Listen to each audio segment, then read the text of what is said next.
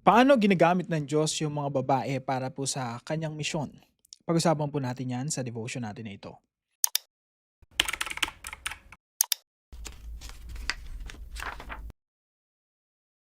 Magandang araw po sa bawat isa sa inyo. Welcome back to our 365 Daily Devotions Bible Characters Edition.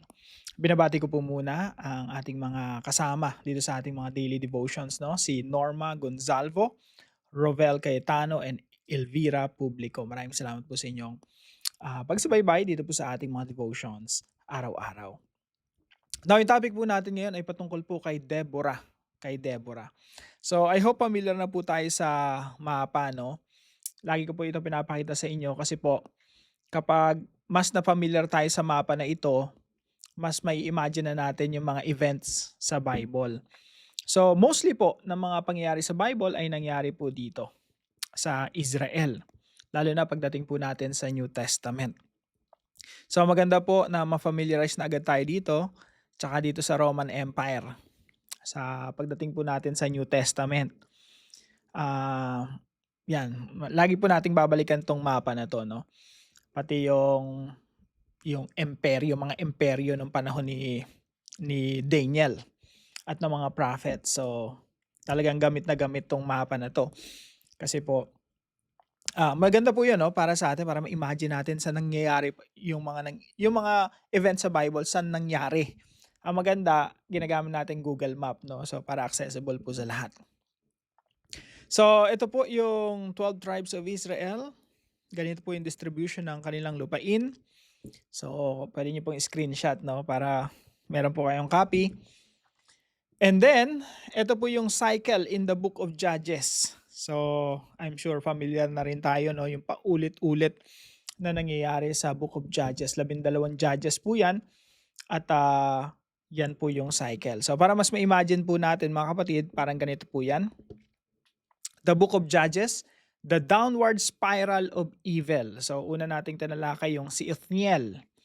So, ibig sabihin, kada isang cycle, merong cycle of ano po yan, rebellion, punishment, rescue, no? And then magkakaroon ng kapayapaan uli.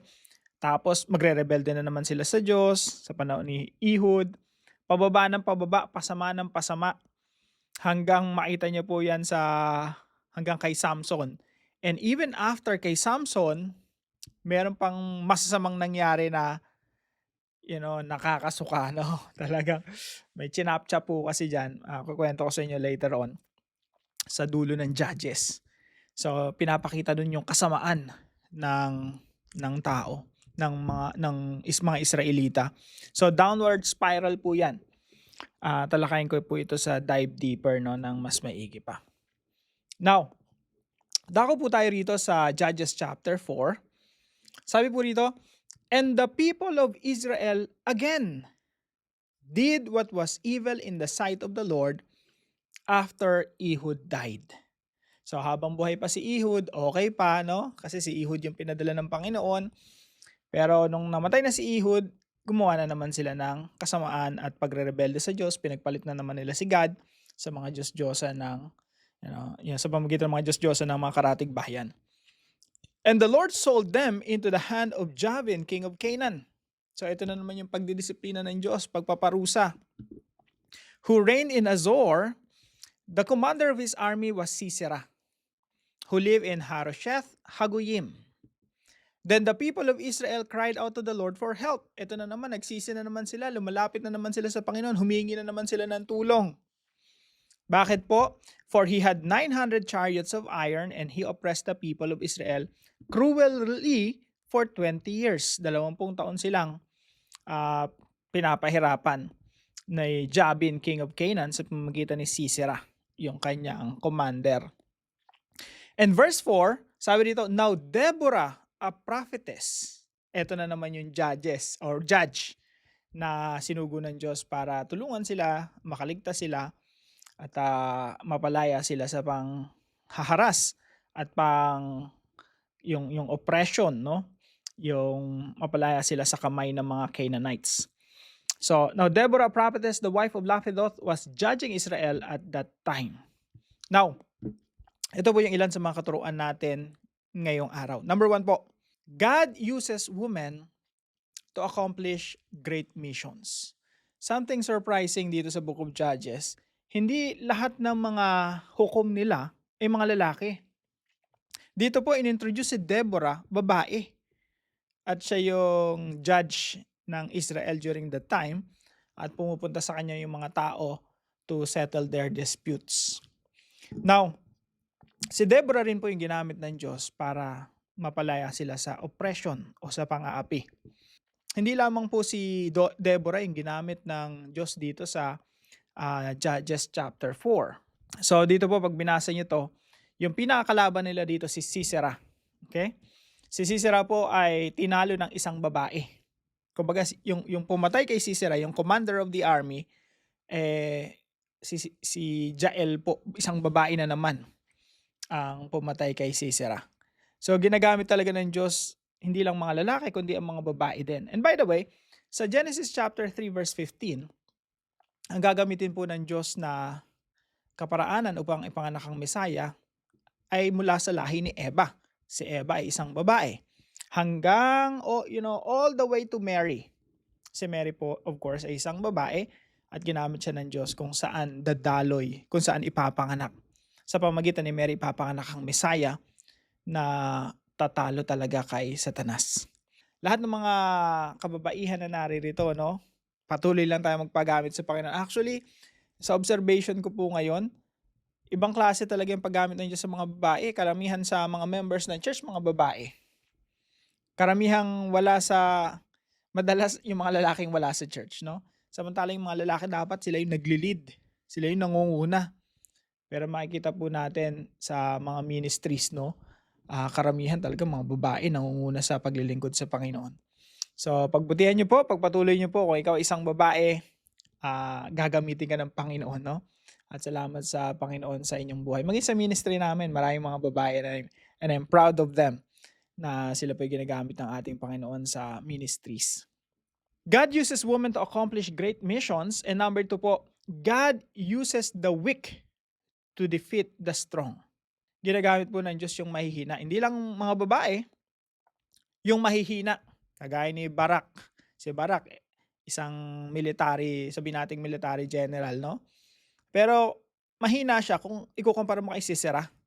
Sabi nga po rito sa verse 3, Then the people of Israel cried out to the Lord for help. Bakit? For he had 900 chariots of iron and he oppressed the people of Israel cruelly for 20 years. Meron siyang 900 chariots. Paano mo lalabanan yung may chariots? Kumbaga sa panahon nga natin ngayon may mga tangke de guerra. Tapos kayo infantry lang. Paano mo lalabanan yung 900 chariots?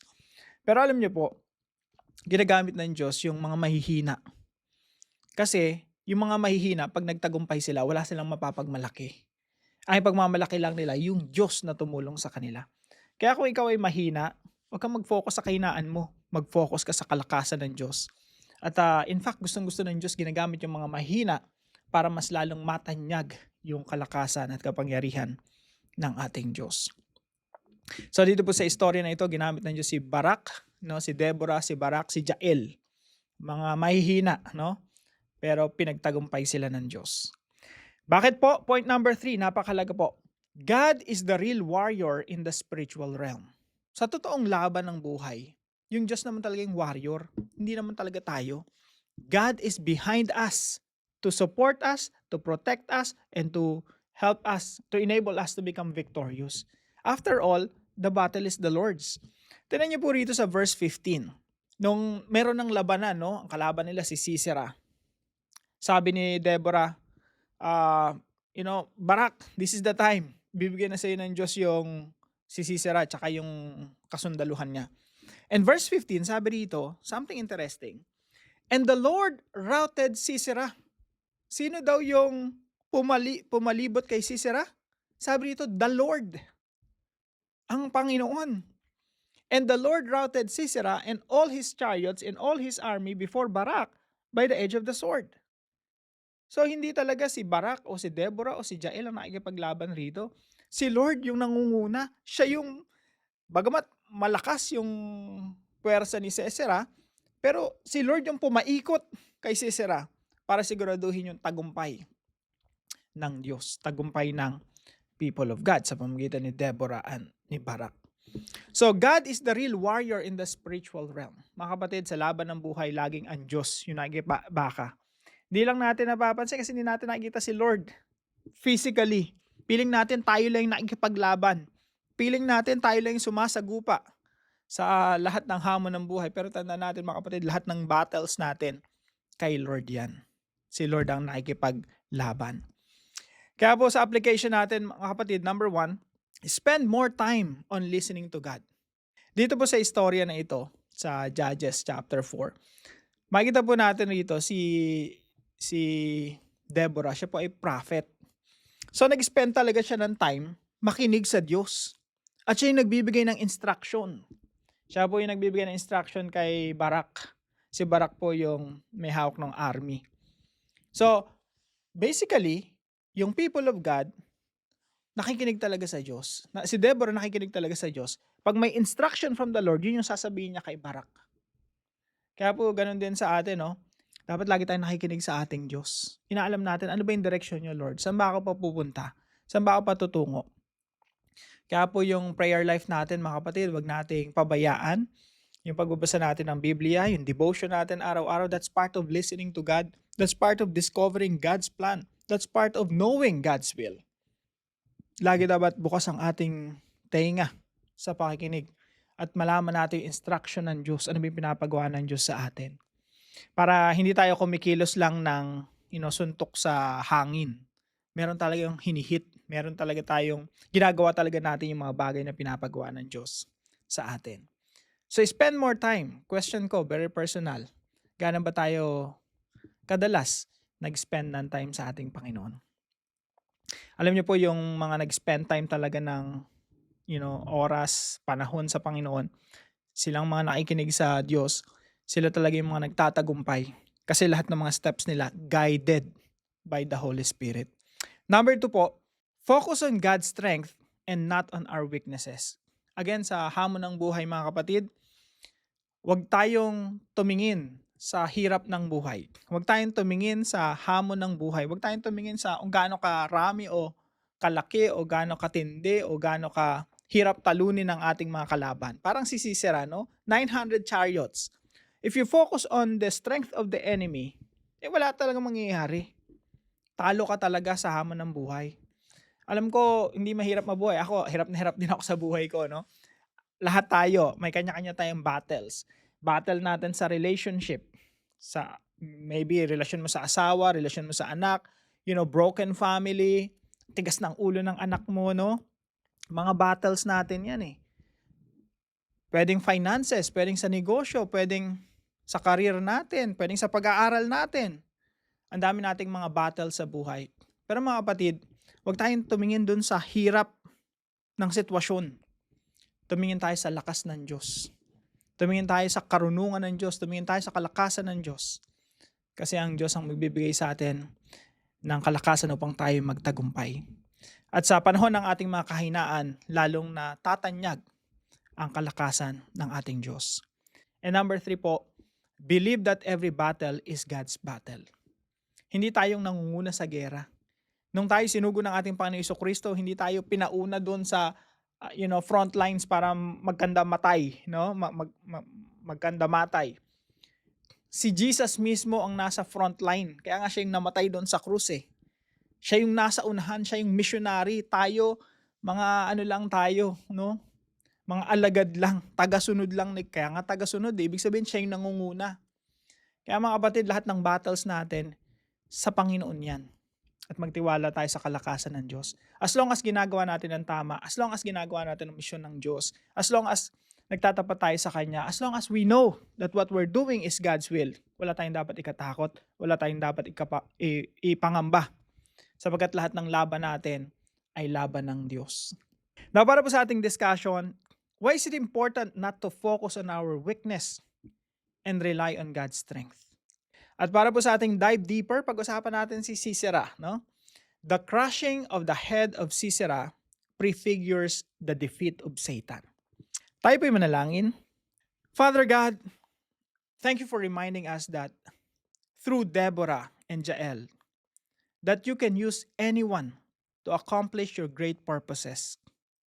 Help me to listen carefully to your voice, just as Deborah did, and trust your word above my own understanding. When I feel weak or inadequate, remind me that your strength is greater than my weakness. Teach me not to rely on human power, but on your mighty hand. Help me believe that every battle I face truly belongs to you. Give me courage to obey you and faith to trust that you are the true warrior who brings victory. In Jesus' name, Amen and Amen. Kung kayo po ay may natutunan sa devotion natin na ito, ipalam niyo lang po sa comment section right below this video. And please don't forget to share this devotion to your family and friends.